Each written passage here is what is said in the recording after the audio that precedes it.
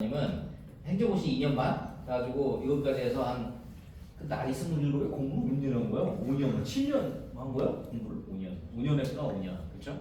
5년 엄청 열심히 하셨는데 오늘 이번에 참 우수한 성적으로 또 합격을.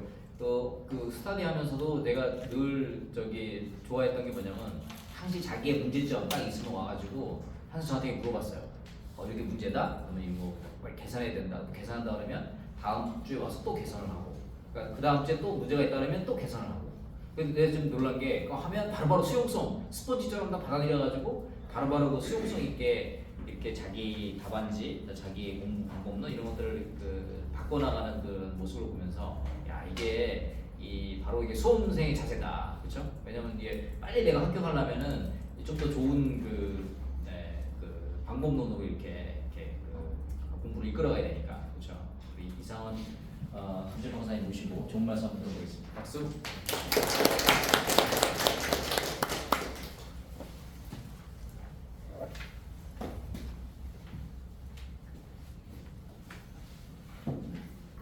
안녕하세요. 네, 정말 기분 좋게도 올해 최종 합격을 맞이하게 된 34기 감정평가사 이상훈이라고 합니다. 방금 강 박사님 말씀해 주셨듯이 공부를 좀 오래 했습니다. 감정평가사만 한 건 아니고 처음에는 원래 5급 사무관이 돼서 국가 경영하는데 좀 국가직을 하고 싶은 마음에 출발했었는데요. 이게 저보다 경험 풍부하신 분들이 많겠지만 참 잘 안 되더라고요. 그게 마음처럼 안 돼서 그만두고 감정평가사로 전환을 해서 공부를 해서 작년 1월 1일 날 딱 처음 진입을 해가지고 올해 운이 좋게도 합격을 하게 되었습니다. 앞서 다른 평가사님 분들께서 공부에 대해서 전반적으로 굉장히 좋은 말씀 해주셨기 때문에 저는 각 과목별보다는 수험 전반에 대한 태도나 전략 이런 거에 대해서 좀 말씀을 드리려고 하는데요. 제가 말씀드릴 거는 세 가지 키워드입니다. 첫 번째, 인풋에서는 실무, 이론, 법규 세 과목을 한 번에 좀 공부를 하셨으면 좋겠습니다. 저 같은 경우에는 만 나이로 27인데 지금 현재 한국 나이로는 다 한국 나이 하잖아요. 한국 나이로는 29이에요. 지금 대학을 10년째 다니고 있는데요. 현실하면서 대학 제접도 나가고 여러 일들이 있어가지고 지금 학교를 다니고 있는데, 그래서 작년에도 학교를 다니면서 공부를 했어요. 근데 또 집이 저기 화성 쪽이어가지고 왕복 4시간 지하철에서 이제 학교를 다니면서 공부를 했거든요. 그래서 저는 한 과목을 붙들고 막 자세하게 공부하기가 좀 힘든 환경이었습니다. 그렇다고 또 휴학을 또 할 수는 없었어요. 휴학 연한을 다 소진을 했기 때문에 어쩔 수 없이 공부를 다 했고, 그리고 저는 무엇보다도 실무, 이론, 법규 세 과목이 별개의 과목이 아니라고 생각합니다. 세 개 과목을 시험 과목으로 선정한 이유는 분명히 있다고 생각을 해요. 우리 수험생 입장에서는 각각을 별개로 공부를 하지만 감정평가 제도를 만들고 시험을 만들 때는 분명히 세 과목이 한 번에 감정평가 업무하는데 필요할 것이다 라는 생각을 갖고 도입을 했다고 저는 그렇게 믿고 있고, 그래서 세 과목을 한 번에 공부하려고 애를 썼습니다. 이렇게 말씀드리면 굉장히 추상적일 것 같아서 예시를 드리자면, 저는 감정평가에서 제일 중요한 건 결국 실무라고 보고요. 실무를 중점으로 이론과 법규를 취합해서 하는 방식으로 공부를 했습니다. 그래서 실무를 풀 때 자신이 습관적으로 푸는 방향이 있을 거예요. 습관적으로 사례를 선정하거나, 예를 들어 도로는 광대로, 특히 상업지에서는 광대로끼리 최대한 맞춰서 사례를 선정한다. 그러면 그거를 습관적으로 하지 마시고 이게 왜 그래야 되는지 법적으로나 이론적으로 파고 들어보세요. 그러고 나면 조금 달리 보이는 경우가 있을 겁니다. 그리고 사례 선정하거나 실무를 풀 때 이론에서 흔히들 그렇죠. 자사 경행으로 분석을 해라. 진짜 한번 해보세요. 또 다르게 보일 겁니다. 네. 그렇게 공부를 하시면 내가 이론을 공부함과 동시에 실무가 공부가 되고 실무를 공부함과 동시에 이론이 공부됩니다. 그러면 좀 적은 시간에서도 그나마 좀 효율을 낼 수 있다고 봅니다. 그 자사병행 모를 수도 있어. 자세하게 얘기해. 그 자연, 경제, 사회적 자사. 네, 자연적, 사회적, 경제적. 자연, 사회, 경제, 행정적인 요인인데요. 네 가지 요인인데 실무를 풀 때 그렇게 좀 생각을 하면서 푸시면 좋을 것 같아요. 특히 실무가 어려운 이유가 저는 오히려 실무는 우리가 정말로 합격을 하고 실무에 들어가면 간단할 거라고 생각을 해요. 근데 우리 수험생 입장에서 어려운 이유는 이게 부동산이기 때문에 그렇다고 보거든요. 부동산은 다들 아시겠지만 고정되어 있잖아요. 그래서 현장을 가봐야 돼요. 현장을 안 가보면 몰라요. 그래서 우리가 실무 문제로 이 종이로만 봤을 때 문제는 굉장히 추상적인데 실제 현장에 가보면 직관적으로 알 수가 있다. 그 물건의 특성에 대해서. 근데 우리는 그렇게 하지 못하지 않습니까? 근데 문제를 계속 피상적으로만 풀면 문제 결국은 자기 패턴대로만 풀게 돼 있어요. 근데 문제는 기출은 이게 폭이 커요. 그래서 어떨 때는 정말 전형적으로 나오기도 하지만 어쩔 때는 출제하시는 분들이 너네 이런 문제에 대해서 한번 생각을 해봤니? 하고서는 아주 특수한 물건을 낼 수도 있어요. 그랬을 때 내가 그거를 나만의 로직을 갖고 논리를 갖고 이론적으로나 법률적으로 분석하는 연습을 거쳤던 사람이라면 소신 있게 풀 것입니다. 그리고 소신 있게 푼다면 내가 선택한 바가 출제한 사람의 의도와는 다를지언정 그게 전혀 틀린 말은 아니거든요. 그리고 저는 그것이 감정평가사가 가진 전문성이고 재량이라고 생각합니다. 네, 그래서 여기까지가 이제 공부를 하는 인풋에 대한 얘기였고요. 두 번째는 이제 아웃풋에 대해서 말씀드리려고 합니다. 아웃풋은 당연히 우리는 답안지로 말을 이제 하는 시험인데 저는 답안지를 잘 쓰려고 하지 않았고요. 그냥 미움받지 않는 답안지 쓰려고 애를 많이 썼습니다. 그냥 우리가 뭐 우동이나 잔치국수 먹을 때처럼 그냥 후루룩 넘어가는 답안지처럼 쓰려고 했어요. 그래서 누가 읽든지 간에 별다른 트집 잡을 수가 없는 답안지. 그냥 읽다 보면 그냥 어느새 내가 4페이지를 읽어버렸네. 그러면 이미 내가 뭐 한 20-30점 분량의 답안 쓴 게 다 끝이 난 거거든요.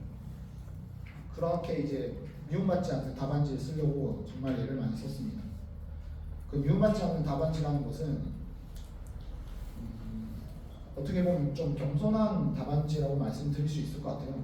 겸손한 답안지라 하면은 내가 내 생각을 너무 돋보이지 않고 좀 문체도 간결하게 그 다음에 내용도 좀 안정적으로 쓸 수 있는 답안지라고 저는 생각을 했습니다. 근데 저는 이 부분에 굉장히 큰 약점이 있었어요. 그래서 강 박사님이 저를 처음 보셨을 때 뭐 이런 놈이 다 있을까 이런 생각 하셨을 거야 아마. 왜냐하면 저는 제가 지금도 행시로 왜 떨어졌을까? 왜냐하면 저 학교 행정부 시간이 있을 때 제가 아침마다 문을 열고 들어갔거든요. 저 그 정도로 정말 성실했습니다. 근데 떨어지고 나니까 진짜 세상이 무너지는 것 같았어요. 그래서 처음에는 원인을 찾지를 못하겠더라고요. 근데 저는 오히려 감정평가 공부를 하면서 저 원인을 찾았어요. 제가 제 고집이 강하더라고요. 어떤 기관이든 그 영역에 들어가려면 내가 자기 고집을 버려야 된다고 생각을 합니다. 그 고집을 버리고 그 영역이나 기관에서 원하는 타입의 사람이 되려고 내가 최대한 맞춰줘야 돼요. 왜냐하면 당장에 내가 이 사람을 특별한 사람을 뽑고자 하는 게 아니에요.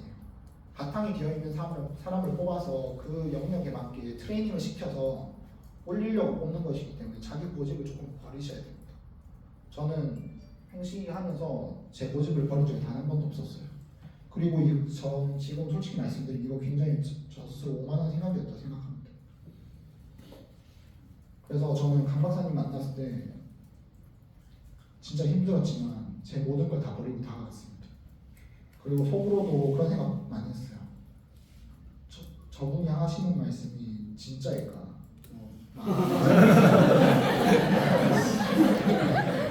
진실을 말하는구나. 하나 또 필요하다고 생각을 해요. 그냥 뭐 그러니까 내 것을 고집하는 내 것만을 고집하는 게 잘못된 거지. 그거를 타인의 얘기를 들을 때 또 수용하는 건 또 다른 문제거든. 그러니까 수용 또 할 줄 알면 내 고집과 타인의 얘기를 들어서 수용하는 게 만나서 또 좋은 시너지를 낼 수 있거든요. 근데 저는 뭐 아무튼 그런 문제가 있다는 걸 제 스스로 인지를 했기 때문에 좀 의식적으로 강 박사님 얘기를 많이 들으려고 애를 많이 썼어요. 그래서 제가 평소 느리게 적을 때 글씨가 괜찮은 편이에요.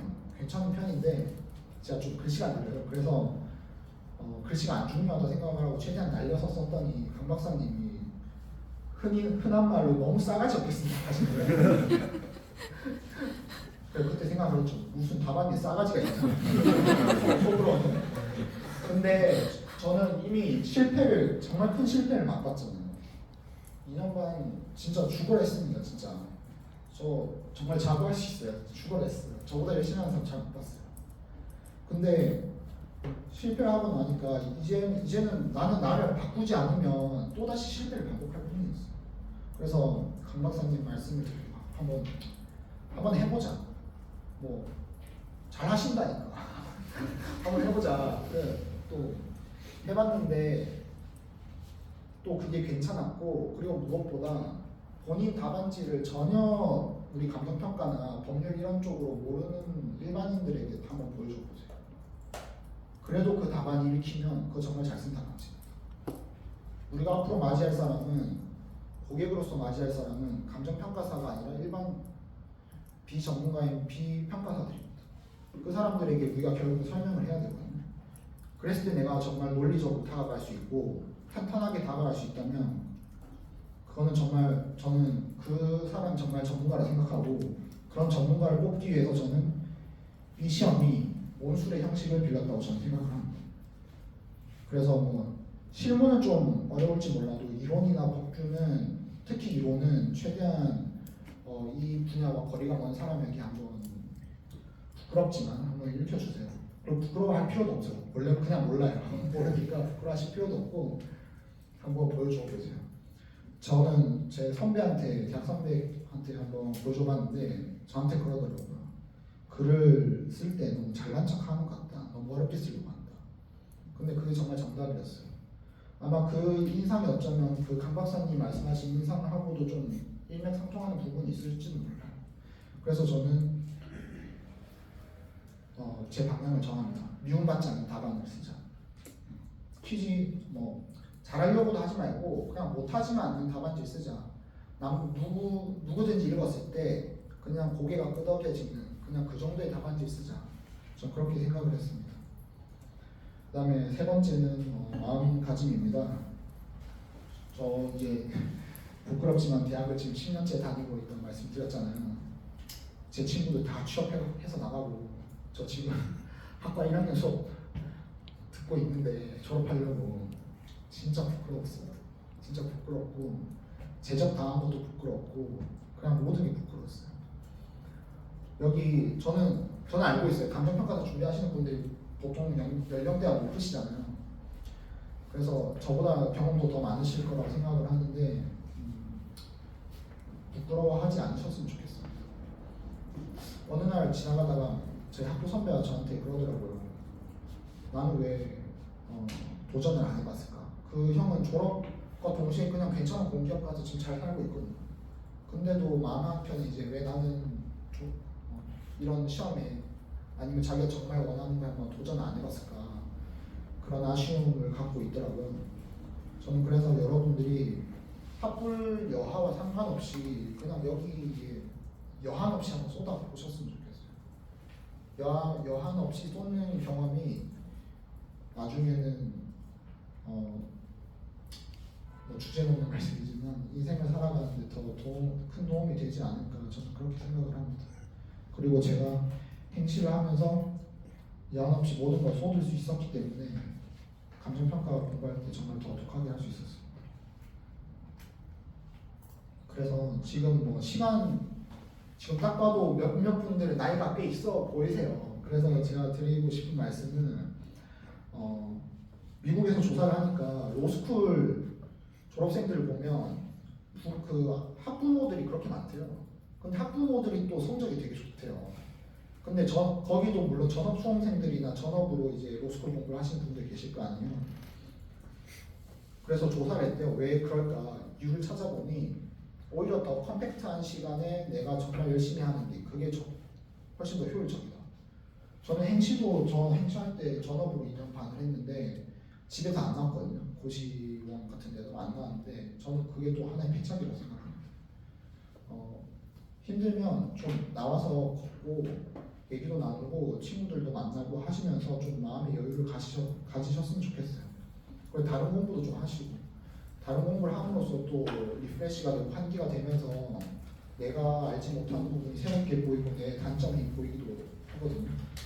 그래서 그런 마음으로 너무 중증지 말고 또 너무 힘들어 하시지 마시고 너무 아파하지 마시고 힘들 때는 가끔 나오셔서 환기를 하시는 그런 시간 가지셨으면 좋겠습니다.